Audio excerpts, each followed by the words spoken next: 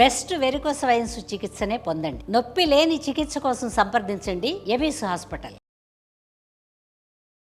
Suman TV ప్రేక్షకులకు నమస్కారం. ప్రస్తుతం మనతో పాటు ఉన్నారు జ్యోతిష్య రత్న, జ్యోతిష్య చక్ర వైభవ నిపుణులు డాక్టర్ రాళ్లపల్లి రవికుమార్ గురువు గారు మనతో పాటు ఉన్నారు. మరి ఫిబ్రవరి మాసంలో ద్వాదశ రాశుల వారి రాశి ఫలాలు ఎలా ఉండబోతున్నాయో గురువు గారి మాటల్లో విందాం. గురువు గారు నమస్కారం. గురువు గారు నమస్కారం. గురువు గారు, మరి ద్వాదశ రాశుల్లో నవగ్రహాలు ఏ ప్రదేశంలో ఉన్నాయో తెలియజేస్తారా గురువు గారు? తప్పకుండా అమ్మా. శరదిందు సమాకారే పరబ్రహ్మ స్వరూపిణి వాసరాపీఠ నిలయే సరస్వతి నమస్తుతే. సుమన్ టీవీ ప్రేక్షకులకి నమస్కారం. ఈరోజు మనం ఈ ఫిబ్రవరి మాసంలో ద్వాదశ రాశుల్లో నవగ్రహాలు ఎక్కడ ఉన్నాయో తెలుసుకుందాం. ముందుగా సూర్యుడు వచ్చేసి మనకి కుంభరాశిలో ఉంటారు.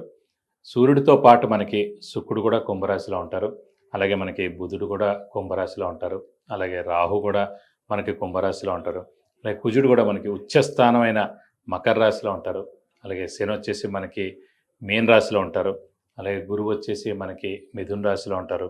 అలాగే కేతు వచ్చేసి మనకి సింహరాశిలో ఉంటారు.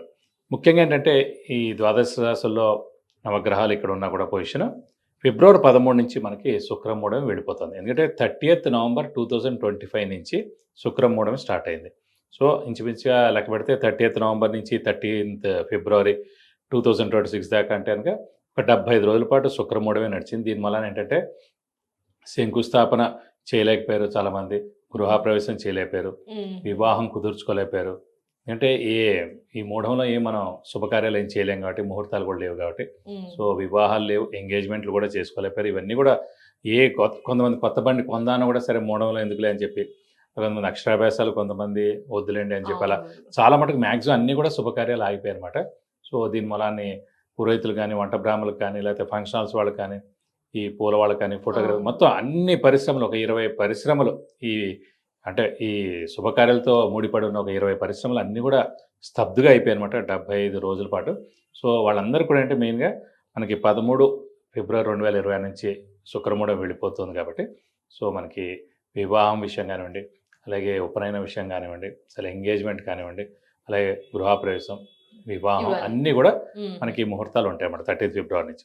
సో ఇవ్వండి నవగ్రహాలు ద్వాదశ రాశులు ఈ స్థానాల్లో ఉన్నాయి. గురుగారు, ఫిబ్రవరి మాసంలో కన్యా రాశి వారికి ఎలా ఉండబోతుంది గురుగారు? తప్పకుండా అమ్మా. కన్యారాశి అనగానే మనకి ఉత్తర 2, 3, 4 పాదాలు, హస్త 1, 2, 3, 4 పాదాలు, చిత్త 1, 2 పాదాలు, ఈ నక్షత్రాల సమాంతం మనకి కన్యారాశిలోకి వస్తుంది.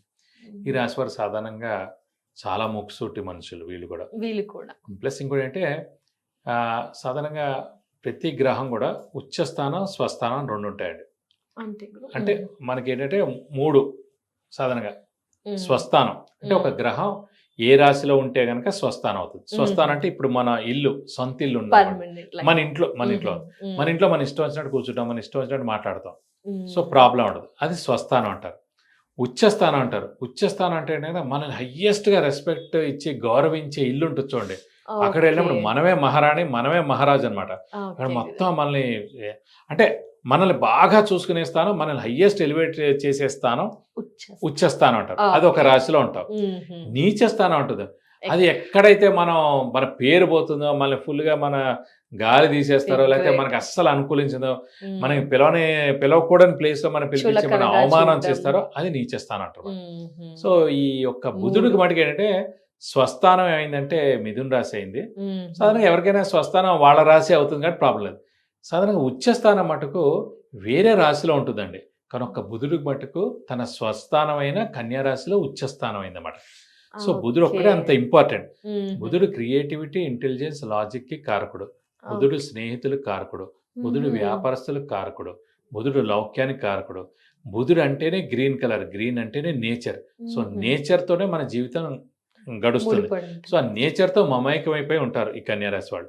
ఇప్పుడు కూడా చూడండి, మామూలుగా మనం షూటింగ్ చేస్తాం. షూటింగ్ చేస్తే అది ఎక్కడైనా వేసుకోకపోవడం కొన్ని ఉంటాయి. కానీ మనం గ్రీన్ మ్యాట్ లో చేస్తాం. గ్రీన్ అంటేనే మనకి ఆ నేచురల్ అనమాట. సో గ్రీన్ మ్యాట్ మీద చేస్తుంటే మనం ఏదైనా దాన్ని ఇది చేసుకోవచ్చు, మళ్ళీ దాన్ని ఎడిటింగ్ బాగా చేసుకోవచ్చు. సో గ్రీన్ అనేది అంత ఇంపార్టెంట్. సో వాళ్ళ కన్యారాశి వాళ్ళు ఆల్రెడీ వాళ్ళ డిఎన్ఏలోనే ఆ తెలివితేటలు, జ్ఞాపకశక్తి, క్రియేటివిటీ, ఇంటెలిజెన్స్, లాజిక్ అన్నీ ఉంటాయి అన్నమాట. సో వీళ్ళు వ్యాపారంతో కూడిన బ్రెయిన్ కూడా ఉంటుంది. సో వ్యాపారస్తులు కన్యారాశి వాళ్ళు కూడా చాలా మంది ఎక్కువగా ఉంటారు. సో ముక్కుసూటిగా కూడా ఉంటారు. సో బుధుడు మేనమావ కూడా కారకుడు. సో కన్యారాశి వారి మేనమావ కూడా ఒక మంచి పొజిషన్లో ఉంటారు. ముగ్గురు నలుగురు ఉన్నారు అనుకోండి, ఒక మేనమావ అయితే ఖచ్చితంగా మంచి పొజిషన్లో ఉంటారు. అలాగే ముగ్గురు నలుగురు మేనమావలో ఒక మేనమావ ఖచ్చితంగా ఈ కన్యారాశి వారికి హెల్ప్ చేస్తూ ఉంటారు అన్నమాట. సో ఇన్ని ప్లస్ పాయింట్స్ కన్యారాశి వారికి. సో ఈ కన్యారాశి వారికి ఏంటి, ప్రస్తుతం దశమ స్థానంలో గురువు ఉండడం చేత దైవబలం దైవానుగ్రహం పరిపూర్ణంగా ఉంది. అలాగే 6వ స్థానంలో రాహు బాగున్నాడు, 10వ స్థానంలో కేతు చాలా బాగున్నాడు. అలాగే ముఖ్యంగా 7వ స్థానం మటుకు భర్త లేదా భార్య స్థానం, అన్యోన్య స్థానం అన్నమాట. సో ఆ 7వ స్థానంలో ప్రస్తుతం శని ఉన్నందుకు ఏంటంటే అన్యోన్యత లోపించడం భార్యాభర్తల మధ్యలో. ఎందుకంటే శని అక్కడ ఉండేంతసేపు ఇంకొక 1 year ఉంటాడు అక్కడ నుంచి వచ్చి.